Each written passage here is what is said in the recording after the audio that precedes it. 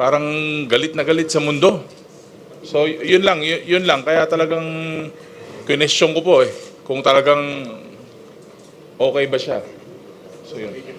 Well, siguro sa nangyayari sa ating Vice President, nagkakaroon siya ng, I think she's being overwhelmed by anger and hate.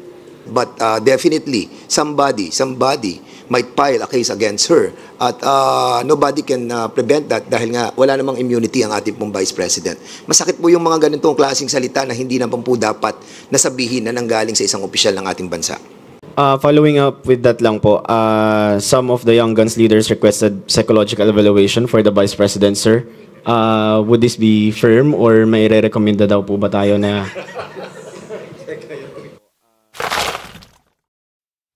Good morning po, good Congressman. Earl po from IVC 13. Sir, on another topic, sa press con po ni Vice President Sara Duterte and over the weekend, ilan po sa mga House leaders natin na nagpahayag ng kanilang pagkabahala sa ilang mga statement na binitawan ng ating Vice Presidente. Any comments or reaction po? Yung sa akin talaga, gusto kong tanungin kung okay lang ba siya. Nag-aalala po talaga ako Pero the statements were not even, for me, hindi na siya political Parang it's a question of kultura. Nasa kultura ba nating mga Pilipino yung mga ganyan na statements? Ganyan ba tayo pinalaki? Ganyan ba kapaligiran natin? So, talagang nanlilisik. Parang galit na galit sa mundo. So, yun lang. Kaya talagang question ko po kung talagang okay ba siya. So, yun. Follow up? Hello? Congressman Rog, your comment? Well, I have to agree with si Congressman Ortega. I think it's a cultural issue, especially yung relation to dun sa description yung bangkay. And I think most of the people have already complained po, no? I think it doesn't really involve any comment on our part as congressmen, and we leave it siguro to the people to decide on how they would see that as quality sa paligid. Yun po. We'd like to acknowledge also the arrival of Congressman Jay Kung Hoon. Good morning, Congressman Jay. And you can also direct your questions to him. Sir, follow up. Go ahead. Following up with that lang po, some of the Young Guns leaders requested psychological evaluation for the Vice President, sir. Would this be firm or may re-recommenda daw po ba tayo na...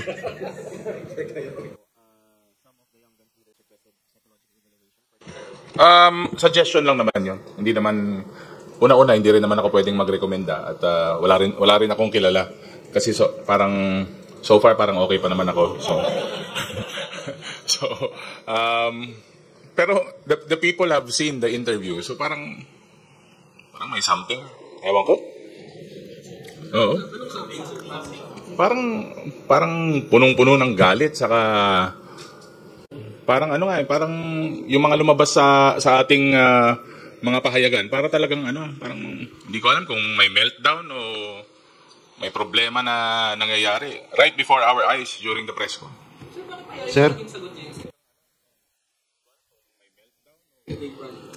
Yung kasi yung yun ang lalabas sa news juicy So, dito naman sa Quadcom, from the start, we've been evidence-based.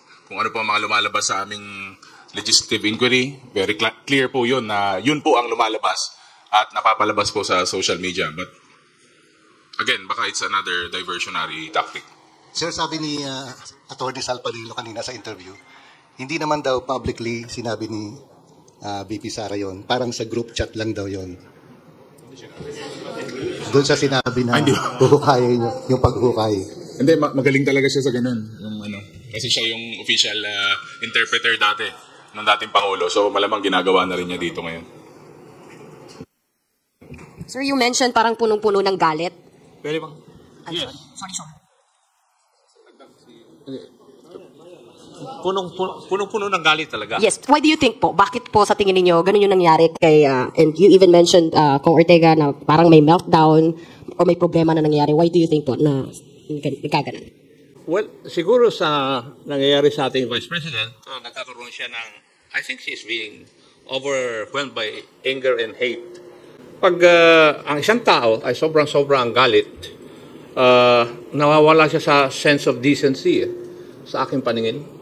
And sometimes, yung how you manage yung hate sa iyong katawan at saka yung nasasaktan ka, it's also a test of your character.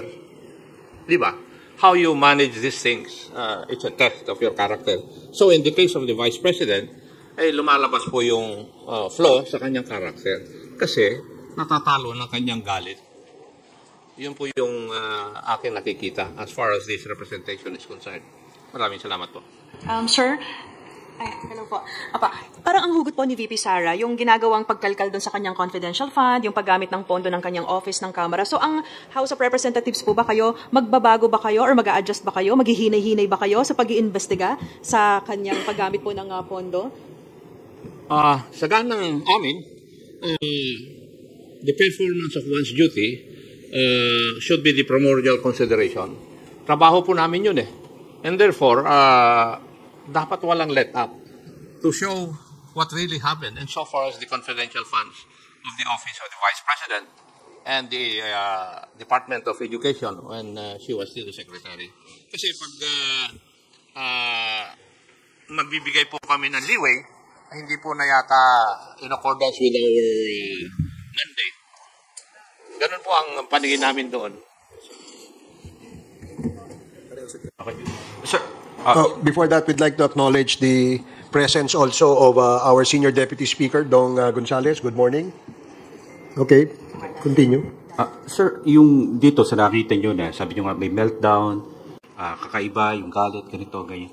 May nakikita ba kayo na parang signs ng psychological incapacity dun sa nangyari kay Vice President dun sa press con niya?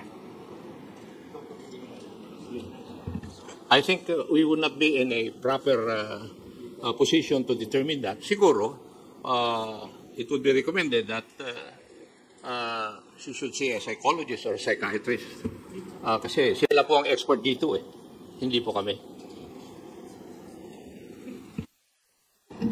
Sir, sorry, good morning po. Hindi lang po si Pangulong Marcos and former President Apo Marcos yung, kumbaga, tinira ni VP Sara. Meron din po kasi siyang binanggit, laban din po kay Speaker Romualdez, na sinabi niyang embarrassment daw po ang ating House Speaker. As House leaders, ano pong masasabi po ninyo dun sa pahayag po na yun? That's her opinion. It's not the opinion of 120 million Filipinos. Di po ba? And she is entitled to her opinion. Sir, follow-up lang. Kasi yung embarrassment po is stemming from doon sa sinabi ni VP Sara na tumanggap daw po ng suhol si Speaker Romualdez. Do you know anything about this? Or what can you say about this? Suhol saan yun? She did not expound or elaborate po yung tungkol doon sa susunod daw niyang press con. Pero, So we will not be commenting on that. Kasi hindi naman namin alam kung ano suhol yan. Hayaan mo po muna mag-expound siya. Then we'll answer the issue about it. And second siguro, I'd just like to add now,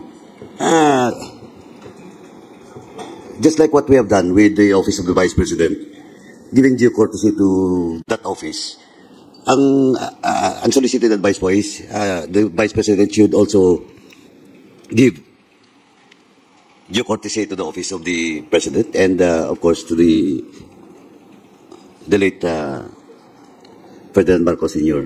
Yun lang po.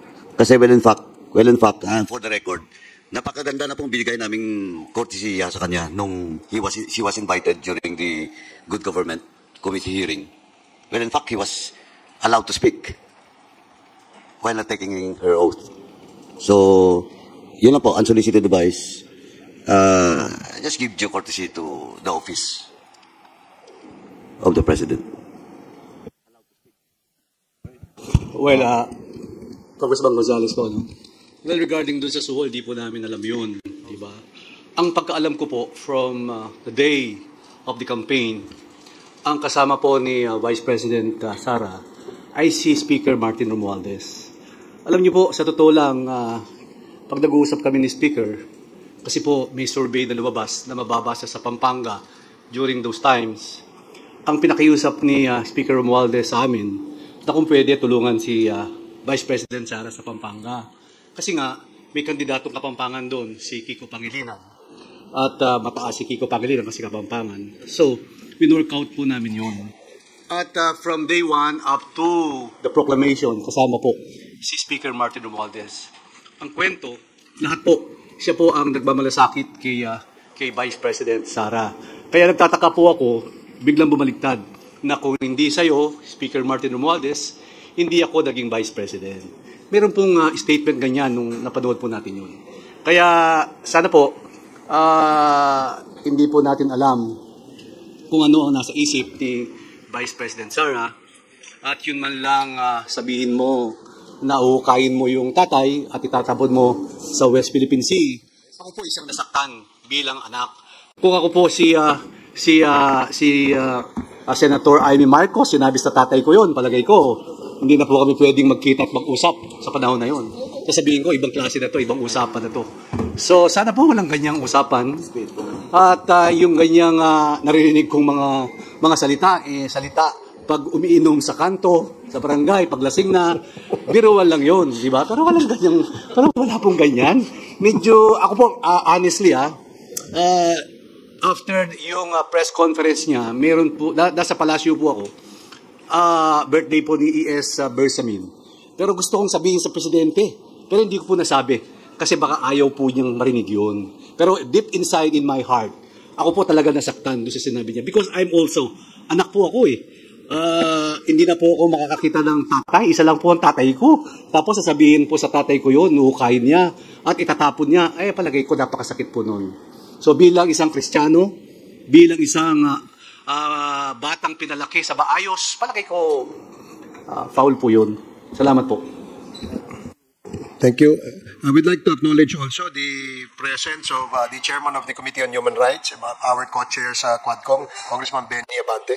Mr. Chair, in addition to that, na sinabi po ni SDS, alam nyo, kahit pagbalik-balik na din natin ang mundo, yung ating pong former president, si Ferdinand Marcos Sr., malaki po nagawa niya sa bansang Pilipinas. Kahit sabihin na natin na inakusahan siya na diktador at napatalisik siya ng ating pong mga kababayan. Pero at the end of the day, we have to accept that he made a lot of things for the Filipino people.